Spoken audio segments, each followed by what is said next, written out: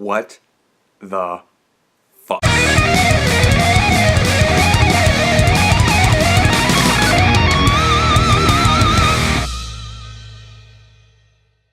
So I saw Avengers Infinity War last night, and this has to be one of the best Marvel movies to come out in quite some time. I'm be the first to tell you right now, the hype, it lives up to the hype. It lives up to all your expectations. Some people may not agree with like it that much, thinking like, oh, it's overhyped, it's not gonna be as good. No, this movie had a lot of hype going in, and it lived up to it. From beginning to end, this movie didn't slow down.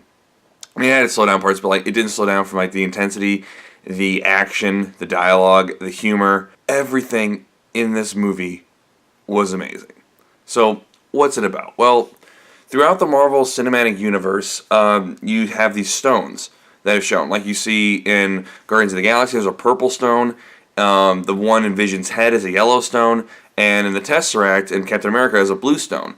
Well, they all go to this Infinity Gauntlet because they have special powers. And they all go to this Infinity Gauntlet owned by this guy, Thanos. He has this glove that if he gets all 6 Infinity Stones, that he can basically do things at will. And he basically just, because he thinks it's for the greater good of the world, he wants to wipe out half the universe. Every time he goes to a planet, he always wipes out half of a planet or a universe. And he thinks that what he's doing is good. Let's first start off with what was good. Thanos. Thanos is a great villain. It's a villain you look at like he's intelligent, he's smart, he's physically imposing, and he seems almost unstoppable. Like you really just cannot stop this guy. Even though his skin color somehow changed from like dark, deep purple to this like kind of bubblegum like tan. I don't know. It was just kind of strange, but he is a great character played by Josh Brolin. He does awesome as a villain, and really so many heroes make an appearance in this. Like you have the Guardians of the Galaxy. You have the actual Avengers. You have Doctor Strange. Just almost everyone. I mean, the only people that can't make an appearance are the X-Men, but that's because of Fox.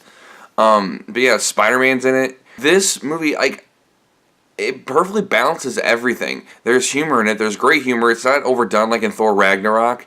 It feels like something like that. Like it doesn't feel like forced. It feels kind of like natural dialogue that you would have with this.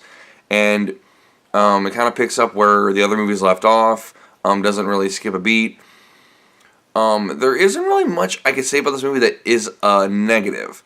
I mean, it's really, really long. It's about 2.5 hours long, which is very understandable considering the magnitude of this movie and kind of the hype that lived behind it.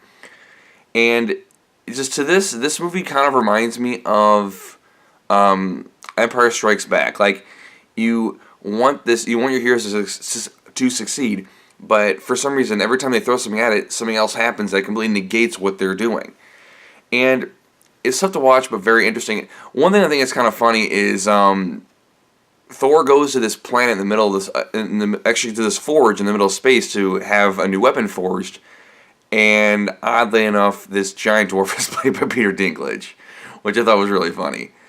But honestly, everyone gets an equal amount of screen time, and they all have their time to shine. And it doesn't feel like they're just thrown in there to be in there. Like Black Panther is in this movie for a good amount of time, and I like how he has a spotlight. Okoye has a spotlight. Even M'Baku from Black Panther's in this, and he has a great time to shine. The only people that you really kind of would expect to be in this that aren't are Ant-Man and Hawkeye, but they explain why they're not in it at the very beginning. Elizabeth Olsen, Chris Evans, Chris Pratt, Dave Bautista, like every actor that played a hero in a Marvel movie, they did fantastic in this movie. It was just a pleasure to see. The ending, it kind of leaves a lot to be desired. Like you're kind of like, wait, what? That's it? Like that's it? It makes you want to see more. Like you want to see more. You kind of want to see the continuation of it, and which. You know there's going to be continuation. The only problem is, though, is that I'm not gonna go into spoilers though, but or who dies or whatever. But the thing is though, is that Marvel, they kind of shot themselves in the foot with this.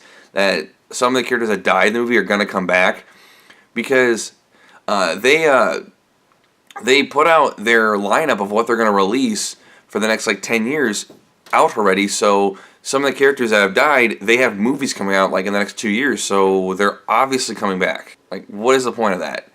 Some of which like some of it's just pretty obvious. Like their franchise just began. So like, why would they kill them off?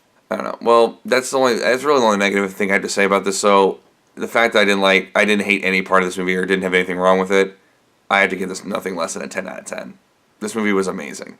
It lives up to the hype, and if you haven't gone and seen it already, which a lot of people already did last night on Thursday, I totally recommend that you see this today or whenever you can. Alright, thank you everyone for watching my review. If you want to watch my last one, it is over here.